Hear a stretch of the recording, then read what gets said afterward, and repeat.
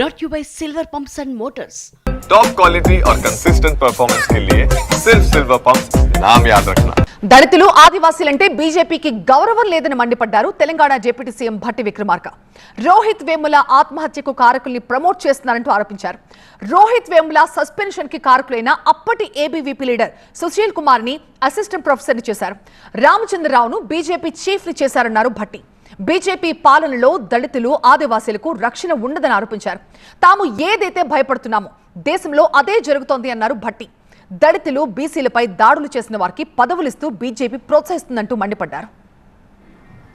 ఆ యూనివర్సిటీలో జరుగుతున్నటువంటి సంఘటనలన్నింటినీ గమనించి ఇక్కడ ఆత్మగౌరవంతో బతకటానికి కావలసినటువంటి హక్కుల గురించి పోరాటం చేస్తూ ఆ యూనివర్సిటీ అధికారులకి విజ్ఞాపనలు ఇస్తున్నటువంటి సందర్భంలో వాళ్ళని అడ్డుకొని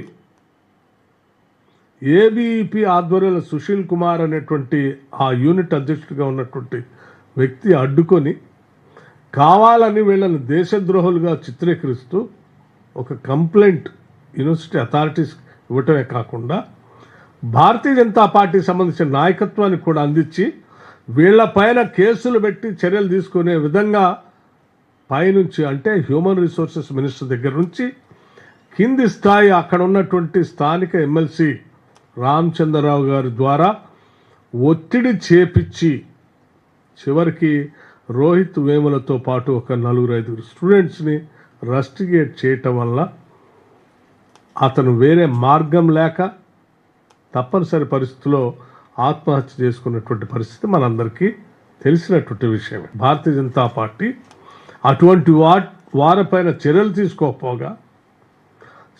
తీసుకోకపోగా అలా ఇబ్బంది పెట్టేటువంటి వ్యక్తులకి భారతదేశంలో మంచి ఉన్నతమైనటువంటి పదవులు ఇస్తామని చెప్పి ఈరోజు రామచంద్రరావు గారిని తెలంగాణ రాష్ట్రానికి భారతీయ జనతా పార్టీ అధ్యక్షుడిగా నియమించటం, ఆ సుశీల్ కుమార్ అనేటువంటి ఆ ఏబీవీపీ నాయకుడిని ఇక్కడ తీసుకొచ్చి అసిస్టెంట్ ప్రొఫెసర్గా నియమించటం అంటే మీరు ఎవరెవరైతే దళితులు గిరిజనులు ఇబ్బంది పెడతారో టార్గెట్ చేసి వాళ్ళు మరణించే అంచుల దాకా తీసుకెళ్తారో వాళ్ళందరికీ మేము ప్రమోషన్లు ఇస్తాము, లేకపోతే బాధ్యతలు ఇస్తాం, పదవులు ఇస్తామని చెప్పే విధంగా మీరు చేసినటువంటి సంఘటనలు మేము భయపడుతున్నట్టుగానే ఈ భారతదేశంలో దళిత గిరిజనులు భయపడుతున్నట్టుగానే మరొకసారి ఆ భయాన్ని వాస్తవమని మీరు నిరూపించినట్టు అయిపోయింది.